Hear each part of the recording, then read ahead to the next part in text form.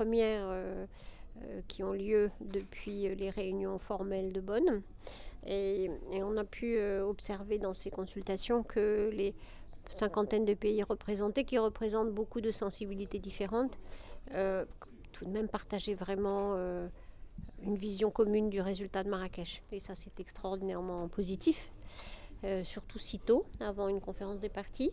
Le fait que tout le monde voit la conférence des partis comme le moment où à la fois on va peut-être, en tout cas sûrement d'une manière ou d'une autre, montrer que l'accord de Paris va rentrer en vigueur en 2016, même si ce n'est pas forcément à Marrakech, mais on va essayer que ce soit à Marrakech.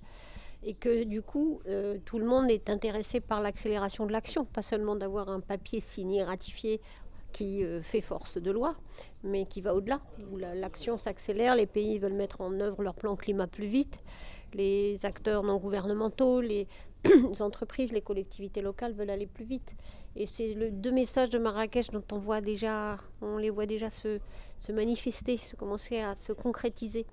L'idée que cet accord, et c'est un précédent historique incroyable, va au fond rentrer en vigueur dans l'année qui suit, c'est jamais arrivé sur surtout un si grand traité international, et que du coup cela pousse tout le monde à aller plus vite et être plus ambitieux.